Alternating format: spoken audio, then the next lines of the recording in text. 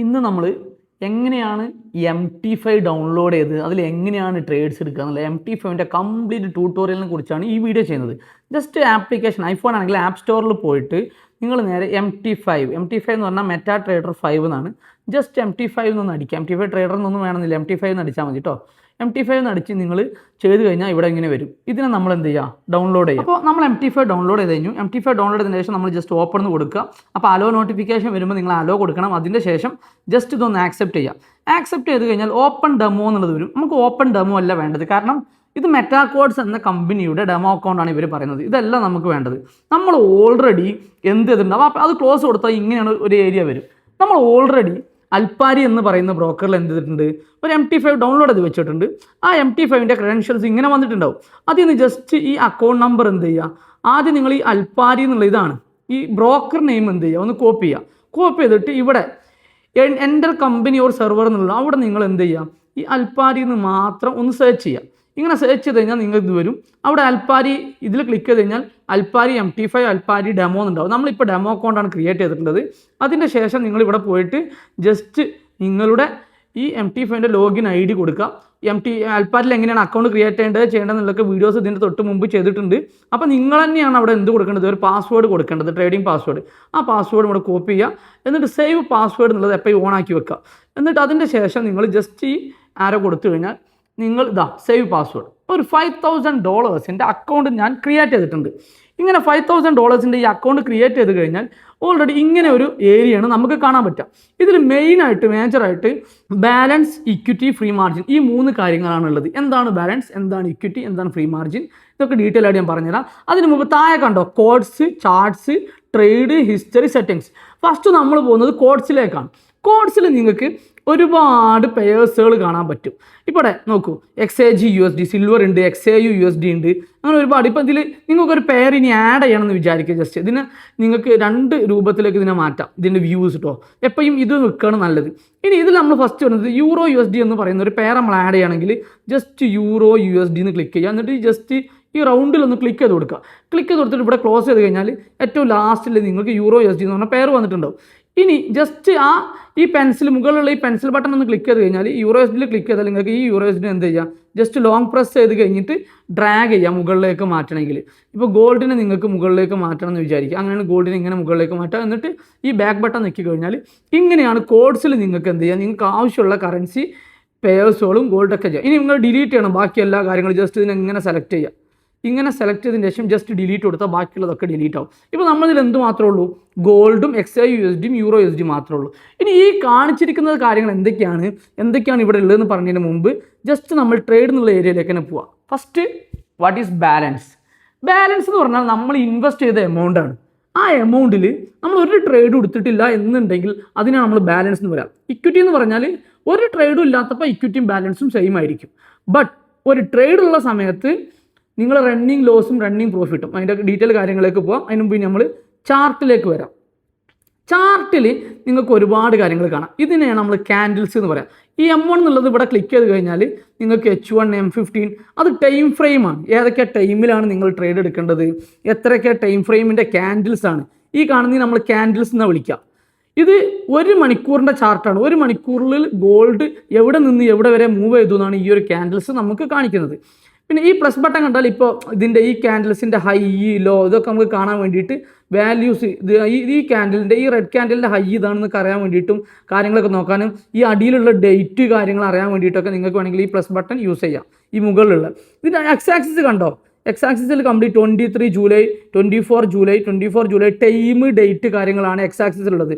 Y-ആക്സിസിൽ complete നിങ്ങൾ കാണുന്നത് values ആണ്, മാർക്കറ്റിൻ്റെ കറൻറ്റ് വാല്യൂസ് ആണ് നിങ്ങൾ എന്ത് ചെയ്യണത് കാണുന്നത്. ഇനി ഇവിടെ ഉള്ളൊരു ആരോ ഈ ബോക്സ് കണ്ടോ, റൈറ്റ് സൈഡിലുള്ള ബോക്സ്, ഇത് ക്ലിക്ക് ചെയ്ത് കഴിഞ്ഞാൽ ഇവിടെ നിങ്ങൾക്ക് സെൽ ഓപ്ഷനും ബൈ ഓപ്ഷനും വരും.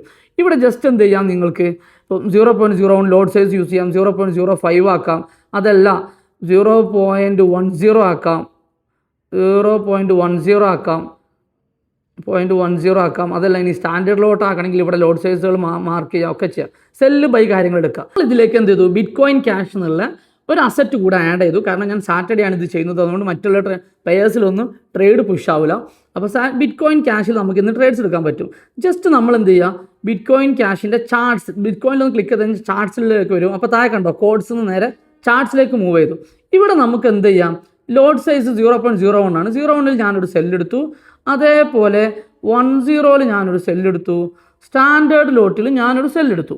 എന്നിട്ട് ഇനി നമ്മൾ ഇവിടെ സെല്ലും ബൈയൊക്കെ ചെയ്യാനുള്ള ഓപ്ഷൻ ഉണ്ട്. ഇനി നമ്മൾ ട്രേഡ്സിലേക്ക് പോയപ്പോൾ ഓൾമോസ്റ്റ് സെയിം പ്രൈസിലാണ് ഞാൻ എന്ത് ചെയ്തത്, 3 ട്രേഡ് എടുത്തത്. ഒന്ന് 0.01 ആണ് ലോഡ് സൈസ്, ഒന്ന് 0.1 ആണ് ലോഡ് സൈസ്, ഒന്ന് 1 ആണ് ലോഡ് സൈസ്. ഇതിൻ്റെ ഒരു ഡിഫറൻറ്റ് കണ്ടോ. ഞാനിവിടെ ഈ ചാർട്ടിന് ഇവിടെ മാറ്റിയതിനെയാണ് നമ്മൾ ലോഡ് സൈസ് എന്ന് പറയുക. ലോഡ് സൈസ് എന്ന് പറഞ്ഞാൽ ക്വാണ്ടിറ്റി എന്നാണ് അർത്ഥം. ഈ ക്വാണ്ടിറ്റിയാണ് നമ്മൾ മാറ്റിയത്. ഈ ക്വാണ്ടിറ്റിയിൽ നമ്മൾ ട്രേഡ്സ് എടുത്തപ്പം ഇത് കണ്ടോ, 3 ക്വാണ്ടിറ്റി നമ്മൾ വാങ്ങി പർച്ചേസ് ചെയ്തു. ഇനി നമ്മൾ വേണമെങ്കിൽ 10 കൂടെ എടുത്തു നോക്കാം. 10 കിട്ടുമോ എന്നറിയില്ല. യെസ്, 10 എടുത്തു. കണ്ടോ, ഈ 4 ക്വാണ്ടിറ്റിയിൽ നമ്മൾ സെല്ലെടുത്തു. ഈ 4 ക്വാണ്ടിറ്റീൻ്റെയും ലോസ് കണ്ടോ, ചെറിയ ലോട്ടിന് ചെറിയ ലോസ്, വലിയ ലോട്ടിന് വലിയ ലോസ്, വലിയ ലോട്ടിന് വലിയ പ്രോഫിറ്റും വലിയ ലോസും ആണ് ഉണ്ടാവുക. അപ്പോൾ ഇങ്ങനെയാണ് ട്രേഡ്സുകൾ പുഷ് ചെയ്യുക. ഈ 2 ബോക്സിൽ നിന്നാണ് നമുക്ക് ട്രേഡ്സുകൾ പുഷ് ചെയ്യാം. ഇനി നമ്മൾ ഡയറക്റ്റ് ഈ ട്രേഡ് എന്നുള്ള ഭാഗം തന്നെ പുഷ് ചെയ്ത് കഴിഞ്ഞാൽ ബാലൻസ് ഇക്വിറ്റി കണ്ടോ, ബാലൻസ് എത്രയാണ്, 4961. ഇക്വിറ്റി എത്രയാണ്, 4794. അപ്പോൾ ഈ 4794 നിന്ന് ഈ 176 പ്ലസ് ചെയ്ത് കഴിഞ്ഞാൽ നമ്മുടെ ബാലൻസ് കിട്ടും. അപ്പോൾ ഇക്വിറ്റി എന്ന് പറഞ്ഞു കഴിഞ്ഞാൽ ബാലൻസ് മൈനസ് അൺറിയലൈസ്ഡ് പ്രോഫിറ്റ്സ്, അതായത് റൺ ചെയ്യുന്ന പ്രോഫിറ്റ് മൈനസ് ആണെങ്കിൽ ബാലൻസ് എന്ന് അത് കുറയ്ക്കുന്നതാണ് എന്ത്, ഇക്വിറ്റി എന്ന് പറഞ്ഞാൽ. ഇനി മാർജിൻ എന്ന് പറഞ്ഞാൽ എന്താ, നമ്മളടുത്ത് $4961 ഉണ്ട്. അതിൽ $2205 നമ്മൾ ഓൾറെഡി യൂസ് ചെയ്ത് കഴിഞ്ഞു. എന്തിന്, ഇത്രയും load size bit coin cash എന്ന് പറയുന്ന അസറ്റ് നമ്മൾ സെല്ല് ചെയ്യാൻ വേണ്ടിയിട്ട് ഓൾറെഡി യൂസ് ചെയ്തു. ഫ്രീ മാർജിൻ എന്ന് പറഞ്ഞാൽ ഇനി $2589 നമുക്ക് ഫ്രീ മാർജിനായിട്ട് ഉപയോഗിക്കാൻ ബാക്കിയുണ്ട് എന്നുള്ളതാണ് എന്ത്, ഫ്രീ മാർജിൻ എന്ന് പറയുന്നത്. മാർജിൻ ലെവൽ എന്ന് പറഞ്ഞാൽ നമ്മൾ യൂസ് ചെയ്ത മാർജിൻ്റെ ലെവലാണ് കാണിക്കുന്നത്. ഓക്കെ, ഇനി നെക്സ്റ്റ് നമ്മൾ ഹിസ്റ്ററി പോകണമെങ്കിൽ ഇതിലേതെങ്കിലും ഒരു ട്രേഡ്സ് പ്ലസ് ആവുകയോ മൈനസ് ആവുകയോ ചെയ്യാൻ നമുക്ക് കട്ട് ചെയ്യാം. നെക്സ്റ്റ് ഇനി നമ്മൾ കോഡ്സിലേക്ക് തന്നെ വീണ്ടും പോവുകയാണ്. കോഡ്സിൽ എന്തൊക്കെയുണ്ട്, കോഡ്സിൽ കണ്ടോ XAUUSD അതിൻ്റെ പ്രൈസ് ഉണ്ട് അല്ലേ, 4053 ഓൾറെഡി XAUUSD ക്ലോസ്ഡ് ആയതുകൊണ്ട് തന്നെ നമുക്ക് 2 പ്രൈസ് കാണിക്കുന്നുണ്ട്. ഒന്ന് വലുതാണ് 4053.31, ഒന്ന് 53.50. അപ്പോൾ വലിയ പ്രൈസിനെ നമ്മൾ ആസ്ക് പ്രൈസ് എന്നും ചെറിയ പ്രൈസിനെ നമ്മൾ ബിഡ് പ്രൈസ് എന്നും പറയും. എന്താണ് ആസ്ക് പ്രൈസ് എന്ന് പറഞ്ഞാൽ, നമ്മൾ ഗോൾഡ്, ഞാൻ എൻ്റെ അടുത്തൊരു 1 പവൻ ഗോൾഡ് ഉണ്ട്, 1 ഔൺസ് ഗോൾഡ് ഉണ്ട്, അത് ഞാൻ വിൽക്കുന്ന പ്രൈസ് 4053 നിങ്ങൾ ബൈ ചെയ്യുകയാണെങ്കിൽ എൻ്റെ അടുത്ത് 4053 കിട്ടുള്ളൂ എന്നാണ്. അതായത് നമ്മൾ ആസ്ക് ചെയ്ത് എനിക്ക് 4053 തന്നാലേ ഞാൻ അത് തരുള്ളൂ എന്ന് പറയില്ലേ, ആ ഒരു പ്രൈസിനാണ് നമ്മൾ എന്ത് പറയുക, ബിഡ് ആസ്ക് പ്രൈസ് എന്ന് പറയുക. ബിഡ് പ്രൈസ് എപ്പോഴും എന്തായിരിക്കും, അടുത്ത ആൾ പർച്ചേസ് ചെയ്യുന്ന പ്രൈസ് ആയിരിക്കും. അപ്പോൾ ഒരാൾ ബൈ ഇട്ട് കഴിഞ്ഞാൽ അയാൾക്ക് എപ്പോഴും ഏതാ കിട്ടുക, ആസ്ക് പ്രൈസാണ് കിട്ടുക. വലിയ പ്രൈസിലാണ് അയാളുടെ ഓർഡർ വീഴുക. 4053.31 ചെറിയ പ്രൈസിലാണ് അയാളുടെ സെൽ ഓർഡർ പ്ലേസ് ആവുക. ഇതാണ് ബിഡ് പ്രൈസും ആസ്ക് പ്രൈസും. ഈ ബിഡ് പ്രൈസിൻ്റെ ആസ്ക് പ്രൈസിൻ്റെ ഇടയിൽ ഒരു ചെറിയ ഡിഫറൻസ് ഉണ്ട് കണ്ടോ. XAUUSDൻ്റെ തൊട്ട് താഴെ ഒരു 19 എന്ന് മാർക്ക് ചെയ്തിട്ടില്ലേ, ആ 19നെയാണ് നമ്മൾ എന്ത് വിളിക്കുക, സ്പ്രെഡ് എന്ന് വിളിക്കുക. ഈ സ്പ്രെഡാണ് ശരിക്കും ആരുടെ കമ്മീഷൻ, ബ്രോക്കറെ കമ്മീഷൻ. കോഡ്സിൽ ഇത്രയും കാര്യങ്ങളാണ് നമുക്ക് പഠിക്കാനുള്ളത്. നെക്സ്റ്റ് ചാർട്ട്സിലേക്ക് നമ്മൾ സെല്ലെടുക്കുന്നത്, ലോഡ് സൈസിൻ്റെ കാര്യങ്ങൾ ഇതൊക്കെ പറഞ്ഞിട്ടുണ്ട്.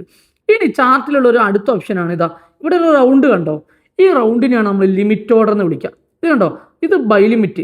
കറണ്ട് മാർക്കറ്റിൻ്റെ താഴെയാണെങ്കിൽ ഇത് ബൈ ലിമിറ്റും, കറണ്ട് മാർക്കറ്റ് ഇപ്പോൾ എത്രയാണ്, 210.4 ആണ് അല്ലേ. ഈ 210.4ൻ്റെ മുകളിലേക്ക് പോകുമ്പോൾ അത് സെൽ ലിമിറ്റുമായി. അതായത് ഇവിടെ ഒരു പ്രൈസ് ഉണ്ട്, ഇവിടെ മാർക്കറ്റ് വന്ന് 210.87 മാർക്കറ്റ് വന്നാൽ അവിടുന്ന് നമ്മൾ സെല്ലെടുക്കണം. അങ്ങനെയാണെങ്കിൽ നമ്മൾ എന്ത് യൂസ് ചെയ്യും, ഇവിടെ ഒരു സെൽ ലിമിറ്റ് ഓർഡർ പ്ലേസ് ചെയ്യും. എന്നിട്ട് കണ്ടോ, ഈ സെൽ ലിമിറ്റിൻ്റെ അവിടെ നമുക്കിവിടെ കണ്ടോ, ഇവിടെ ഒരു റൗണ്ട് ഒരു ബട്ടൺ കണ്ടോ, ഇതിൽ എത്ര ലോട്ടാണോ നമുക്ക് വേണ്ടത്, അതായത് ലോട്ട് എന്ന് പറഞ്ഞാൽ അതിനനുസരിച്ച് നിങ്ങൾക്ക് നിങ്ങളെ വാല്യൂസ് മാറ്റിയിട്ട് ഇവിടെ നോക്കും കണ്ടോ, നിങ്ങൾക്ക് എത്രയാണോ നിങ്ങളുടെ മാർജിൻ യൂസ് ചെയ്യുന്നത് അത്ര ഇവിടെ കാണിക്കും. അത്രയും ലോഡ് സൈസിനുള്ള മാർജിനെ കണ്ടില്ലേ, മാർജിന് കാര്യങ്ങളൊക്കെ നിങ്ങൾക്ക് യൂസ് ചെയ്തിട്ട് ഒരു ട്രേഡ്സിനെ പുഷ് ചെയ്യാൻ പറ്റും.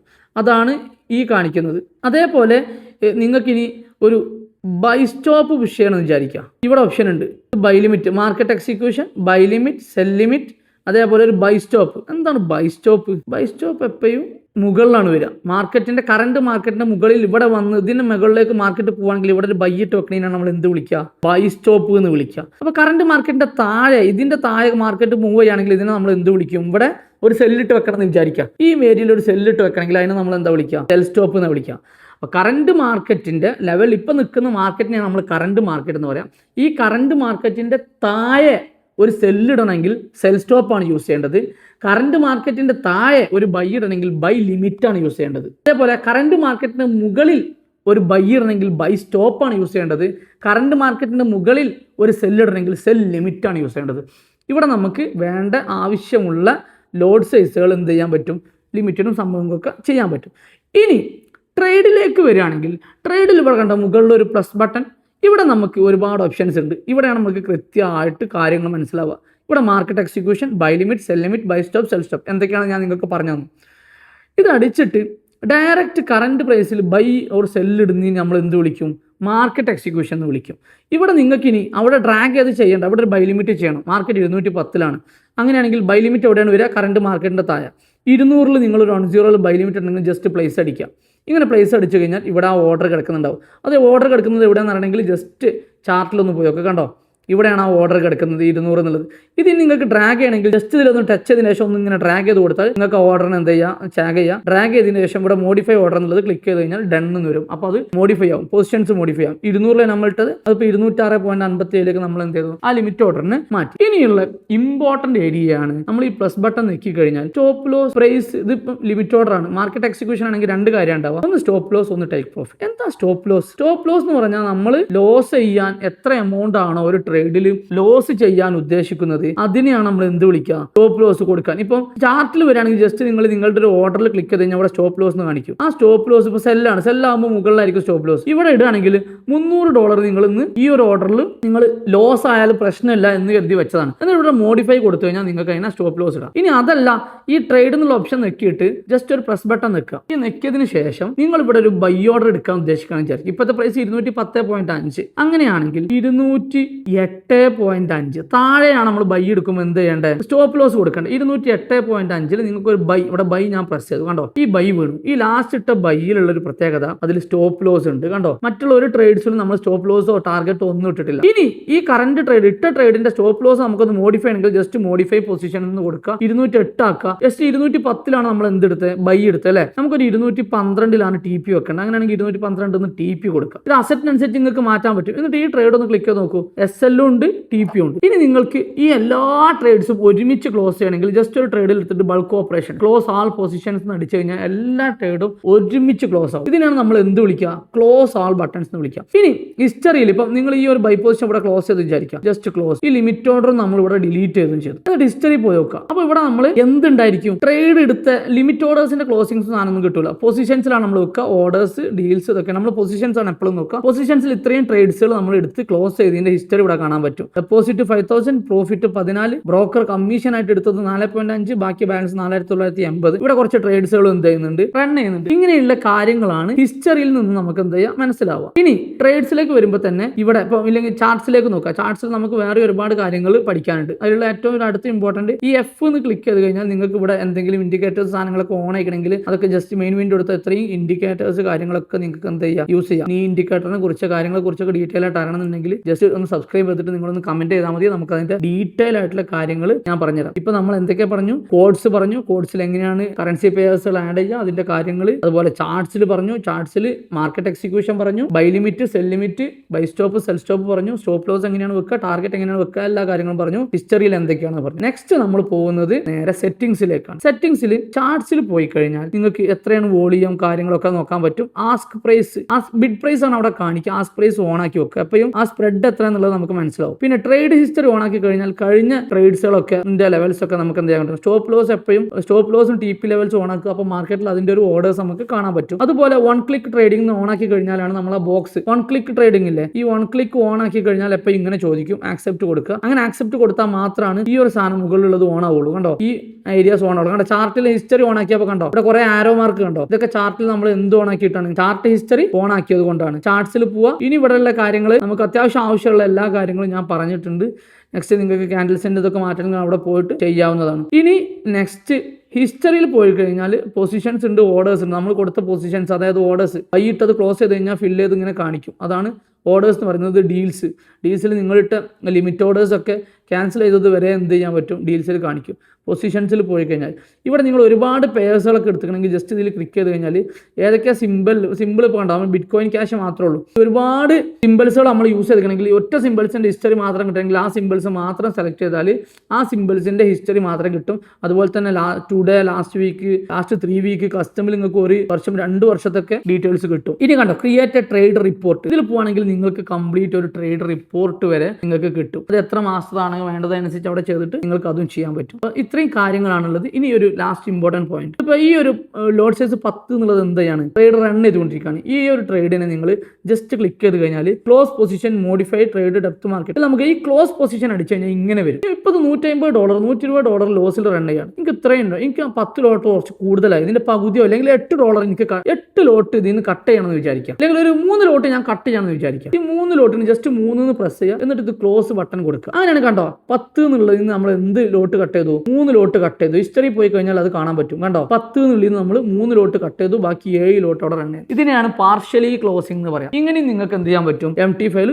യൂസ് ചെയ്യാൻ പറ്റും. അപ്പം MT5 ഓൾമോസ്റ്റ് എല്ലാ കാര്യങ്ങളും ഞാൻ ഇതിൽ ഒരാൾക്ക് ഒരു ബേസിക്സ് ആയിട്ട് ചെയ്യേണ്ട എല്ലാ കാര്യങ്ങളും ഞാൻ ഇതിൽ പറഞ്ഞിട്ടുണ്ട്. നിങ്ങൾക്ക് എന്തെങ്കിലും കാര്യങ്ങൾ അറിയണമെന്നുണ്ടെങ്കിൽ ജസ്റ്റ് ഈ പേജ് ഒന്ന് ഫോളോ ചെയ്തിട്ട് അല്ലെങ്കിൽ യൂട്യൂബ് സബ്സ്ക്രൈബ് ചെയ്തതിന് ശേഷം നിങ്ങൾ ജസ്റ്റ് കമന്റിൽ വന്നാൽ മതി.